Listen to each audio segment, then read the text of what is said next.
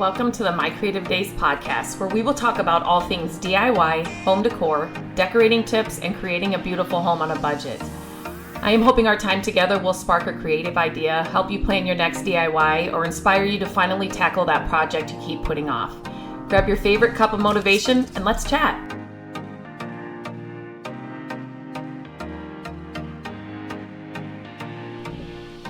Hello and welcome back to the podcast. Today I'm going to talk about staining. I recently got a question about staining. Somebody was saying, I really want to start staining like some pieces of furniture, just some of my DIY projects. What kind of tips would you tell somebody that's never done it before or that is just starting out? And again, I just want to reiterate, I appreciate so much when you send in questions via email or on Instagram. Email is lindsay@mycreativedays.com. Instagram, it's @mycreativedays. These are the kinds of I love these questions because I always say if one person has the question, at least 3 more people have the same question. So, and it tells me exactly what kind of content you want to hear on the podcast. And then it just also helps me with content for, the YouTube channel, my website, and all of those kinds of things. So please keep them coming. Do not be shy about it. I'm never going to share your name. So definitely just keep them coming in because it really helps me make sure that we are producing the kind of content that you are needing and wanting to help with your projects or decorating or organization or your furniture flips, whatever it is. So I thought I would kind of dive into this and just kind of go through 10 little tips that'll help you when you are applying stain or using stain for the first time, kind of a beginner's just tips that will help you get the best outcome in the end. This is a lot of this stuff I had to learn on our own, I say, because Matt and I do a lot of the projects, by ourselves. And some of these things are on our own. And it's how we've learned most of the stuff that we've done. My dad has helped a lot, but trial and error goes a long way. So some of these things I wish that I would have known before I started staining or, started, doing projects that used stain. So number 1, you want to make sure that you are choosing the right stain. So in the beginning, I would only, I would go into Menards or Lowe's or whatever, and I would usually get the, like the Minwax stain, right? So it comes in the little cans, but there's a lot of different stains out there: oil-based, water-based, gel, and other kinds of stains. So depending on what kind of project you're doing, what kind of wood you're putting it on, the intensity of the color you want, the project's purpose, like, are you sitting on it? Is it just a shelf? Is it a furniture piece? Is it, is it cabinets? Whatever the project is, all of that needs to go into your thought process when you are picking out a stain. For beginners, water-based stains are often easier to work with. They dry quicker and they have, a lower odor. Somebody like me, I am really sensitive to smells like that, like anything like stains, or we have painted bathtubs in tile before, which is something you can do. It's something you can totally do. The outcome is amazing. I've got that all on my website. I even have videos on how we do it on my YouTube channel. But like scents like that I am really sensitive to it. Even Sharpie markers, there's just something about it. Like I can't sit over like a poster and do a bunch of work with a Sharpie marker. The smell just gets to me. And so, stains usually do have an odor, but some of the water-based ones have less of an odor. But so I that's kind of where I started and used that kind of stain for most of the projects I was staining. But once I found gel stain, I am hooked, especially for like not even just my furniture pieces. We've used it on a lot of stuff. I just love it's easy to apply. I like the intensity of the colors. I will leave a link in the show notes for my favorite gel stain. It's just unbelievable. I really, really, really love it. And I'll leave a link to the blog post about this topic as well. So I have links inside the blog post. But gel stain is something that in the beginning I was like, there's no way I'm going to use gel stain. So most of the stains that I've used in the past are really watery, right? Like stains are. Gel stain is it's thicker than a paint. I'm trying to think of, it's like a paste almost stain. Paste though that's not the right word, but we absolutely love it. Matt loves it too. And I have an applicator. It's $2.50. It's like the best applicator for applying it as well that we just love. So definitely just think about all those things as you're picking out what kind of stain to do. But you definitely want to choose the right stain for your projects. And one thing I get when I share the gel staining, when I'm doing it like on Instagram or something, they always say, doesn't it take forever to dry? I don't think it takes any longer than any other stain, to be completely honest. The gel stain that I use, there's tons of different gel stains out there, but I don't think it takes any longer than regular stain. Okay, prepare the wood. So you definitely, just like any project, even if you were painting or staining, you definitely want to prepare the wood. So that is key to a flawless finish. Say that fast 10 times. You want to sand the wood using, progressively finer grit sandpaper to create a smooth and even canvas for you to apply the stain to. So you may start out with depending on what the surface is, again, it's going to depend on your project. But you start out with a lower grit sandpaper and then you work your way up to get a real smooth finish. Your stain is not going to look good if you don't sand the wood down to a smooth finish. So definitely you want to take time to prepare the wood and make sure when you're done sanding that you wipe off any excess dust or standing debris that's left behind, because you don't want to get that into your stain and as you're applying it. So always test on scrap wood. I just shared this again on Instagram. We were making a bench and we needed to make a new seat for the bench, and we were just making a wood seat, and I had painted the rest of the bench, but I wanted the seat to be stained.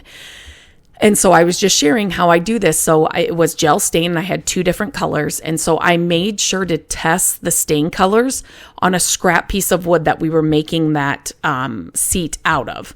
So definitely, if you can, before you apply, make sure that you test the stain color on the exact same wood that you're going to apply it to. All wood is going to take stain differently, and all wood, you could have the same color stain and put it on 3 different kinds of wood and the color is going to look different. So make sure when you are applying it on or testing it on a piece of scrap wood that it is the wood for what you're going to put it on in the end. It's not a different kind of wood. All stain interacts with wood differently, and it just, this will let you know exactly what the color is going to look like in the end. Okay, and then this next one was one that we just didn't know about. So applying a pre-stain conditioner. So for woods that tend to absorb stain unevenly, oh my gosh, like a pine or a cherry, a pre-stain conditioner can really make a big difference. So if you're finding that you're running into that, try a conditioner and see if that makes a big difference, because it helps seal the wood's pores, and it creates kind of more of a uniform stain absorption, and it will help prevent those blotches that you can sometimes get with staining. So try a conditioner if you're just kind of running into those issues. Okay, another thing is to apply evenly. So, way back in the day when we were, first learning how to stain and doing it, we would just use any rag or, a lint-free rag. But once I started using and playing with different applicators, and gosh, it's amazing what a difference they can make. And like I said, this $2.50 cents pad that I use now, it's like a game changer. When we were doing this, the bench that I was talking about, Matt, I was filming and Matt was just applying it so I could film how to do it. And he's like, this applicator, this pad is amazing. It just literally, when you watch it go on, it just applies it so evenly. Sometimes when you have a brush, it doesn't apply it evenly, if that makes sense. So you always want to work in the direction of your wood grain and you want to apply an even coat. So, what do I want to say? So stain will sometimes absorb quicker than a paint would, where I feel like you have a little bit more leeway with paint. You can move it around a little bit. Stain you can like right away, but it's not something where you can like brush a stroke on and then like on the top of a table and then go work on the legs and then come back to the top. It may have already absorbed in those uneven, ways that you initially applied it, if that makes sense. So you definitely, when you are applying, each coat, you want to do it evenly. So you're not getting any of the blotching or any of the, uneven colors. So definitely, just kind of play with different applicators and everybody's different. You're going to find you'll see somebody like the pad that I love to use. Maybe, you would rather do it with a sponge or a brush or whatever, but definitely play with different applicators because you want to use the thing that's going to let you apply it evenly to get the best results. Wipe off the excess. So after you apply it evenly and then you allow the stain to penetrate for a few minutes, every can of stain is going to be different. Read the label, see what they recommend. But then you gently want to wipe off the excess with just like a clean cloth or like one of the clean pads that I've been talking about. This will help it from the stain becoming too dark in certain areas or like getting an uneven finish. You just want to wipe off that excess that is not absorbing in those first couple of minutes. And then a great thing about paint or stain that is kind of like paint, not really like paint, but you can layer the depth of the color. So sometimes when I put on the first layer of stain, I just think, oh, it's a little too dark. I just want it a little bit deeper or a little bit darker. So I will just apply additional coats. You do the same kind of process. Each layer will intensify the color with most stains. So you always want to apply thin coats, right? So if you're going to layer it, thin coats is better. You can always apply more. It's harder to take off, and make sure they dry completely between your different layers or your different coats. And then in the end, seal it just like you would a paint. So protect your stained wood. It just enhances its longevity, and a clear protective finish like polyurethane or varnish. Again, most paint or stain brands will have a, seal to go with it or something that they recommend. So you can always check that out. But you can choose between matte, satin, or glossy finishes, depending on the aesthetic you're going for. Again, you want to apply thin coats. And then with the top coat, sand lightly with a really high grit sandpaper just between the coats to make sure that it's a smooth finish. The next one is not my favorite. It's patience, and it's something that I always struggle with. But staining does require patience and attention to detail. So, you could it absorbs into the wood. So you really just want to pay attention to the detail. Don't rush through it. Make long continuous strokes. Just to make sure that you're just applying it evenly, thin coats. You can do more coats to make it darker, but just allow sufficient dry time between coats. You just want to make sure that you have a lot of patience. It's not a hard process by any means. If you can paint, you can stain. But it's just, you just don't want to rush through the process. And again, the more you do it, the better you'll get at it and the better you'll understand it and what you like, what you don't like. And then embrace your imperfections. Just like any DIY project, it's not going to be perfect in the beginning. It will get better and better and better. But don't get discouraged with minor flaws. We're never shooting for perfection because there is no such thing. But those minor flaws, I love minor flaws because they just add charm and character to my pieces or to whatever I'm staining. So your skills will improve the more and more you do it, and you'll get more consistent results. But the imperfections are okay. Definitely okay. So those are just a few tips. I think there are 10 tips here. If you're new to staining, I loved this question. Thank you for sending it in.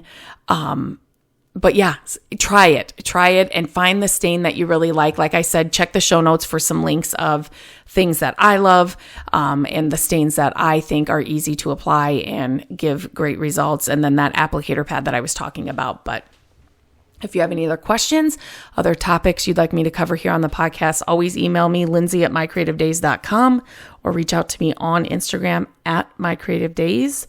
But until next time, I hope you have a great day, and I will talk to you soon. Hello, friends. Thank you so much for listening to the podcast. I'm grateful that you tune in every week and that you share the show with your family and friends. I love having creative chit chats with you, and my hope is that this podcast will inspire you to try a new project, start a DIY that you've been putting off, and decorate your home exactly how you want it. There are a few ways you can help us with the podcast. Follow the podcast so you don't miss an episode. And if you could take a few minutes to leave the podcast a review, that would help us so much. Again, thank you for being here, and I look forward to our chat next week. Bye-bye.